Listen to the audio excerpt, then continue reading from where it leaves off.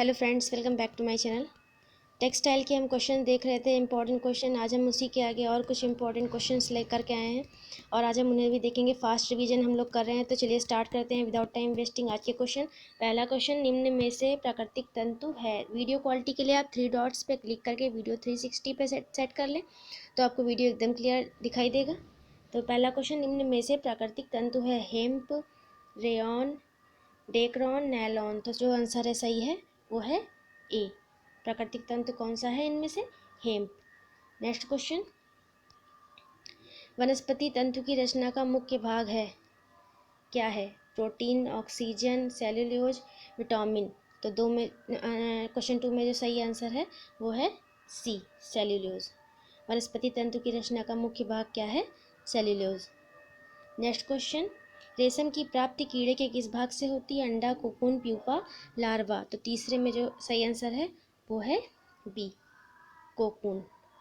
रेशम की प्राप्ति कीड़े के किस भाग से होती है? कोकून। याद रखिएगा, बहुत इंपॉर्टेंट क्वेश्चन है, अक्सर कन्फ्यूजन हो जाती है इस क्वेश्चन में। एस्बेस्टस तंतु होता है जंगरोधी, जलरोधी, हवारोधी, अग्निरोधी। क्या होता है? तो 4 में जो आंसर है वो है अग्निरोधी। डी आंसर सही है, एस्बेस्टस तंतु होता है अग्निरोधी। नेक्स्ट क्वेश्चन, जादुई रेशे किस तंतु को कहा जाता है? कपास, ऊन, खनिज तंतु, रासायनिक तंतु। तो जादुई रेशे कहा जाता है रासायनिक तंतुओं को। मैजिक फाइबर्स भी बोला जाता है इसको इंग्लिश में। मैजिक फाइबर्स या जादुई रेशे तो कहा जाता है रासायनिक तंतु को।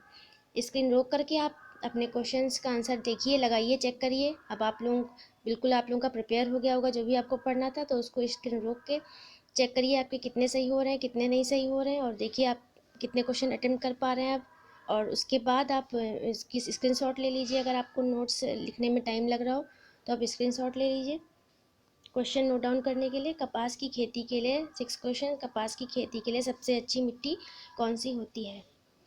काली मिट्टी, कंकरीली मिट्टी, लाल मिट्टी, दोमट मिट्टी। ए, बी, सी या डी, कौन सा ऑप्शन सही होगा? तो 6 में जो सही है वो है ए। कपास की खेती के लिए कौन सी मिट्टी सबसे अच्छी होती है? काली मिट्टी। नेक्स्ट क्वेश्चन, वस्त्रों का राजा किसे कहा जाता है? सबको पता है, रेशम। ये सब क्वेश्चंस मैं पहले भी पूछ चुकी हूँ, लेकिन हम रिवीजन करवा रहे हैं तो अब ऐसे ही क्वेश्चंस लाते रहेंगे जो रिवीजन आपका अच्छे से हो जाए जिससे। रेयान एक प्रकार का तंतु है, रासायनिक, जानतव, प्राकृतिक या यांत्रिक। तो रेयान कैसा तंतु है? यांत्रिक तंतु है। नेक्स्ट क्वेश्चन, कताई करने की अवस्था है, कार्डिंग, रोविंग, यांत्रिक या सभी असत्य हैं। तो 9 में जो आंसर है वो है सी, कताई करने की अवस्था है यांत्रिक। ठीक है, यांत्रिक। नेक्स्ट, विरंजनों के कितने वर्ग होते हैं? 1, 2, 4 या 5। तो विरंजनों के कितने वर्ग होते हैं? 2। विरंजनों के कितने वर्ग होते हैं? 2। नेक्स्ट क्वेश्चन, वस्त्रों को सीधा करने के लिए कौन सी विधि अपनाई जाती है? टेंटरिंग, कैलेंडरिंग, मॉइस्चराइजिंग, ये सभी। तो वस्त्रों को सीधा करने के लिए टेंटरिंग विधि अपनाई जाती है। वस्त्रों को सीधा करने के लिए कौन सी विधि? ए। बहुत क्वेश्चन ये पूछा था, याद रखिएगा। वस्त्रों को सीधा करने के लिए टेंटरिंग विधि अपनाई जाती है। ग्लेजिंग की प्रक्रिया वस्त्रों पर की जाती है, रोएं उठाने के लिए, कड़ा करने के लिए, चमक लाने के लिए, ये सभी। तो ग्लेजिंग की प्रक्रिया की जाती है वस्त्रों पर चमक लाने के लिए। ग्लेजिंग की प्रक्रिया किस लिए होती? ग्लेजिंग से ग्लो, ग्लो का मतलब चमक लाना, याद रखिएगा। वस्त्रों में लगे दाग व धब्बे हटाए जाते हैं किससे? विरंजक द्वारा, ग्लेजिंग द्वारा, सीरिंग द्वारा, ये सभी। तो 13 में जो सही आंसर है वो है ए, विरंजक द्वारा। विरंजक मतलब जो हम कपड़े धुलने के लिए सर्फ या साबुन का प्रयोग करते हैं उसी विरंजक कहते हैं। दाग या धब्बे छुड़ाए जाते हैं उसी से। बरसाती तिरपाल एवं छतरी किस प्रकार के वस्त्र होते हैं? आघात परिचर्या, जलमेघ, सिलवट प्रतिरोधक कर्ता, बूंदी नाशक। तो 14 में जो सही आंसर है वो है बी, जलमेघ। गंधक रंजक का भाग है, क्या है? उदासीन रंजक, क्षारीय रंजक, अम्लीय रंजक, ये सभी। तो 15 में जो सही आंसर है वो है ए, उदासीन रंजक। गंधक रंजक का भाग कौन सा है? उदासीन रंजक। नेक्स्ट क्वेश्चन, बाटिक रंगाई करते समय नमूनों पर लगाया जाता है, क्या लगाया जाता है? मोम, रंग, तेल, ये सभी। तो 16 में जो आंसर है वो है ए, मोम लगाया जाता है। नेक्स्ट क्वेश्चन, बाटिक रंगाई करते समय क्या लगाया जाता है? मोम। पुराने वस्त्रों को रंगने से पूर्व कर लेनी चाहिए, क्या कर लेनी चाहिए? Calendering, propping, bleaching, tentering. तो पुराने वस्त्रों को रंगने से पहले क्या कर लेना चाहिए? 17 में होगा सी, ब्लीचिंग कर लेनी चाहिए। पुराने वस्त्रों को रंगने से पूर्व कर लेनी चाहिए ब्लीचिंग। फ्रेम से की जाने वाली छपाई है रोलर, स्टेंसिल, स्क्रीन, इनमें से कोई नहीं। तो फ्रेम से की जाने वाली छपाई है स्क्रीन। निम्न में से कौन सा प्राकृतिक रंग है? उदासीन, धात्विक, वाट, ये सभी। तो कौन सा प्राकृतिक रंग है? 19 में होगा धात्विक। कौन सा प्राकृतिक रंग है? धात्विक, बी। नेक्स्ट क्वेश्चन, तौलिए में गुण होने चाहिए, कौन से होने चाहिए? सुंदर होनी चाहिए, कि पानी सोखने की क्षमता होनी चाहिए, कि टिकाऊपन, या इनमें से कोई नहीं। तो बहुत सिंपल, पानी सोखने की क्षमता होनी चाहिए। नेक्स्ट क्वेश्चन, मेजपोश बनाने के लिए कौन सा कपड़ा उत्तम रहता है? रेशमी, की ग्लास फाइबर, की कैसमेंट एम मैटी, या इनमें से कोई नहीं। तो मेजपोश बनाने के लिए इसमें रहता है सही फैब्रिक कैसमेंट एम मैटी। नेक्स्ट क्वेश्चन, निम्न में से वस्त्र उपभोक्ताओं की समस्या कौन सी है? विज्ञान के कारण भ्रम, क्रय के प्रति अरुचि, ए एवं बी दोनों, उपरोक्त में से कोई नहीं। तो इसका सही आंसर है 22 में सी, ए और बी दोनों, विज्ञान के कारण भ्रम और क्रय के प्रति अरुचि। नेक्स्ट क्वेश्चन, किस प्रकार के वस्त्रों में पसीना सोखने की क्षमता अधिक होती है? सूती वस्त्र, रेशमी वस्त्र, टेरिलॉन, नायलॉन। तो सूती वस्त्रों में पसीना सूखने की क्षमता अधिक होती है, इसलिए कहते हैं गर्मियों में कॉटन की क्लॉथ्स पहनने चाहिए। सर्दियों में प्रायः किन रंगों के वस्त्रों का प्रयोग करना चाहिए? हल्के सफ़ेद, गहरे, काले। तो 24 में जो सही आंसर है वो है सी, डार्क कलर के जो क्लॉथ है उनका प्रयोग करना चाहिए। विंटर्स में और समर्स में लाइट कलर के। उन्हीं वस्त्रों को लटका कर सुखाने पर उनका क्या खराब हो जाता है? रंग उतर जाता है, रेशा खराब हो जाता है, आकृति खराब हो जाती है, कुछ नहीं होता है। तो 25 में जो आंसर है वो है आकृति खराब हो जाती है। उन्हीं वस्त्रों को लटका कर जब हम सुखाते हैं तो वो फैल जाते हैं, इससे उनकी आकृति खराब हो जाती है। शुष्क धुलाई में से निम्न में से कौन से वस्त्रों को धोया जाता है? सूती, ऊनी, हौजरी, या रेशमी। तो 26 में जो आंसर है वो है ए, शुष्क धुलाई से धुला जाता है सूती वस्त्रों को। नेक्स्ट क्वेश्चन,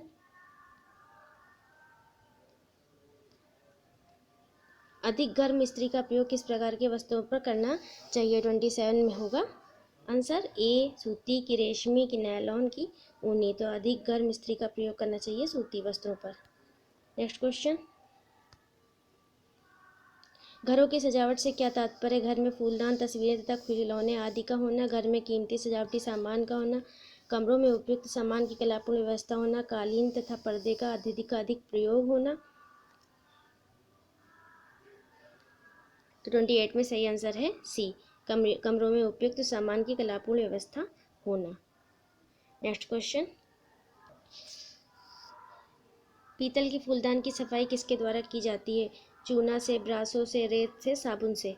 किससे की जाती है पीतल की फूलदान की सफाई? तो 29 में जो आंसर है वो है बी, ब्रासों से। नेक्स्ट क्वेश्चन, लालटेन का शीशा साफ करना चाहिए बुझे हुए चूने से, फिनाइल से, साबुन से, पानी से। तो लालटेन का शीशा साफ करना चाहिए बुझे हुए चूने से। ये सारे क्वेश्चन मैं आपको एक बार बता चुकी हूँ पहले भी वीडियो में, इसीलिए मैं इसमें ज़्यादा टाइम नहीं ले रही हूँ, क्योंकि बस मैं रिवीजन करवा रही हूँ। सजावट के सिद्धांत के तत्व हैं अनुपात, संतुलन, प्रभाव, ये सभी। तो सजावट के सिद्धांत के तत्व कौन से हैं? ये सारे हैं, अनुपात, संतुलन, प्रभाव और ये सभी। अंतुलन लिखा है, आप संतुलन इसको समझिएगा, गलत मिसप्रिंट है इसमें।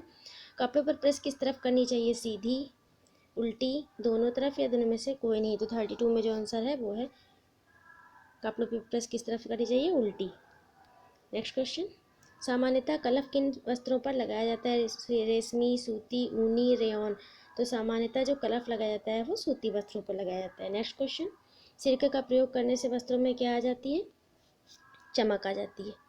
नेक्स्ट क्वेश्चन, कच्चे रंग के कपड़े धोते समय जल में मिलाया जाता है, क्या मिलाया जाता है? सिरका, नींबू का रस, अमोनिया, साबुन।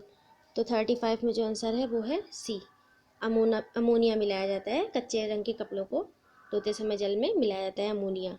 कपड़ों की चमक के लिए प्रयोग किया जाता है नील, नमक, सिरका, इनमें से कोई नहीं। तो 36 में जो आंसर है वो है सी, सिरका। नेक्स्ट क्वेश्चन, गोंद का कलफ किन वस्त्रों पर लगाते हैं, ऊनी, रेशमी, सूती या लिनन। तो 37 में जो आंसर है वो है बी, रेशमी वस्त्रों पर। निम्न का प्रयोग कलफ के लिए करते हैं, निम्न का प्रयोग कलफ के लिए करते हैं अरारोट, साबूदाना, गोंद, ये सभी। तो इन सभी का प्रयोग हम कलफ के लिए करते हैं। ऑप्शन डी सही है, निम्न में से इन सभी का। कूड़े कचरे के निस्तारण का सर्वोत्तम साधन है, 39 में होगा सी, गड्ढों में डालकर पाट देना। ये सब बहुत सिंपल क्वेश्चन है, इसलिए मैं ज़्यादा टाइम इन पे नहीं ले रही हूँ। तांबे की वस्तुओं को साफ करना चाहिए, सिरका या नींबू से, नमक व सोडा से, साबुन तथा पानी से, चूने द्वारा। तो तांबे की वस्तुओं को साफ करना चाहिए, 40 में होगा डी, चूने द्वारा। तांबे की वस्तुओं को साफ करना चाहिए चूने द्वारा। स्टील के बर्तन साफ करते हैं विम से, सिंपल है, सब लोग जानते हैं। पत्थर के सामान को साफ करना चाहिए पानी से, हार्पिक से, साबुन से धोकर, साबुन के पानी में डुबोकर, साबुन तथा ब्रश से रगड़कर। तो इसका सही आंसर है 42 में डी, साबुन तथा ब्रश से रगड़कर। पत्थर के सामान को साफ करना चाहिए साबुन तथा ब्रश से रगड़कर। नेक्स्ट क्वेश्चन, एल्युमिनियम के बर्तनों की सफाई करनी चाहिए इमली से, लकड़ी के बुरादे से, साबुन के घोल से, इन सभी से। तो 43 में आंसर जो है वो है सी, किससे करनी चाहिए, एल्युमिनियम के बर्तनों की सफाई करनी चाहिए साबुन के घोल से, सी। नेक्स्ट क्वेश्चन, चांदी के बर्तनों की सफाई करनी चाहिए चूने के पानी के प्रयोग करते हुए, मिट्टी के तेल का प्रयोग करके, सर्फ का प्रयोग करके, या पेट्रोल का प्रयोग करके। किससे करनी चाहिए, ए बी सी डी में से सही आंसर है 44 में सी, चांदी के बर्तनों का प्रयोग करना चाहिए सर्फ का प्रयोग करके। सफाई जो करनी चाहिए वो सर्फ से करनी चाहिए। निम्न में कीटनाशक है DDT, फिनाइल, चूना, ये सभी। तो 45 में आंसर है, ये सभी कीटनाशक की तरह से प्रयोग किए जाते हैं, DDT भी, चूना भी, फिनाइल भी। नेक्स्ट क्वेश्चन, घर की सजावट से पता चलता है गृहिणी की कला प्रियता का, पारिवारिक आय के ज्ञान का, व्यक्तिगत रुचि का, कार्यकुशलता का। तो ये 46 में जो आंसर है वो है कार्यकुशलता का पता चलता है घर की सजावट से। नेक्स्ट क्वेश्चन, उत्तम गृह सज्जा के लिए अनिवार्य है अत्यधिक मेहनत, सुंदरता, अभिरुचि तथा सौंदर्य बोध, परिवार के सदस्यों की संख्या। तो उत्तम गृह सज्जा के लिए क्या अनिवार्य है, 47 में होगा सही आंसर सी, अभिरुचि तथा सौंदर्य बोध। नेक्स्ट क्वेश्चन,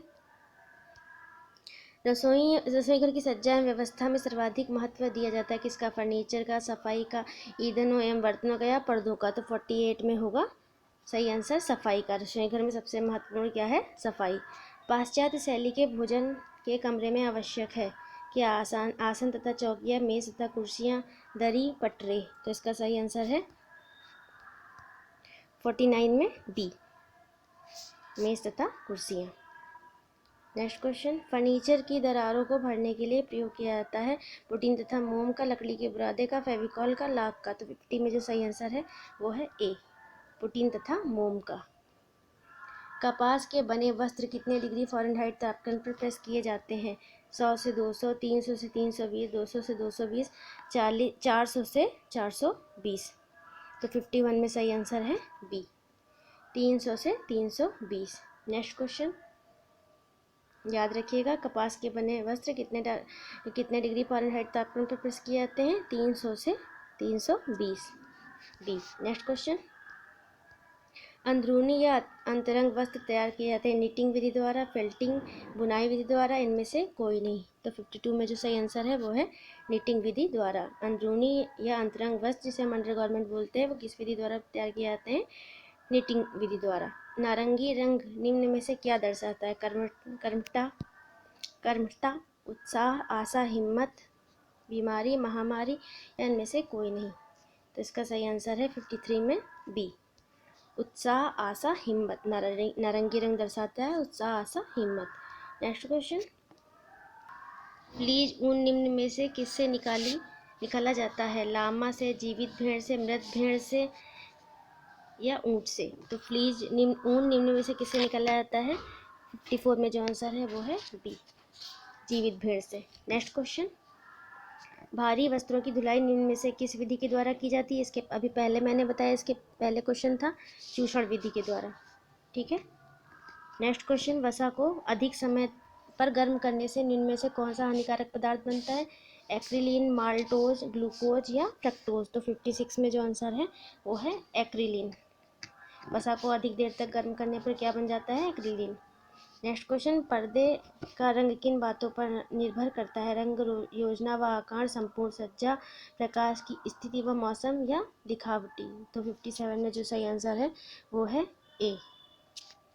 रंग, योजना व आकार, संपूर्ण सज्जा, प्रकाश की स्थिति या मौसम। नेक्स्ट क्वेश्चन, वस्तु की सतह पर जल की लहरों की भांति विवर्ण चिन्ह बन जाते हैं जिसे कहा जाता है? वस्तु की सतह पर जल की लहरों की भांति विवर्ण चिन्ह बन जाते हैं जिसे कहा जाता है मॉन्टिंग, टेंटरिंग, एम्बोसिंग या ग्लेजिंग। तो इसका सही आंसर है 58 में ए, मॉन्टिंग। वस्तु की सतह पर जल की लहरों की भांति विवर्ण चिन्ह बन जाता है, इसे कहते हैं मॉन्टिंग।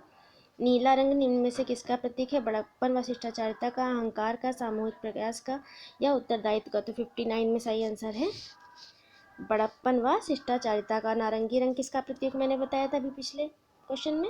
उत्साह का, आशा का प्रतीक है, और ये किसका है? बड़प्पन व शिष्टाचारिता का। कपड़ों में चमक लाने के लिए इस्त्री करनी चाहिए सीधी तरफ से, उल्टी तरफ से, कपड़ा रखकर सीधी तरफ से, जब इस्त्री काफ़ी गर्म हो। तो 60 में है ए, सीधी तरफ से।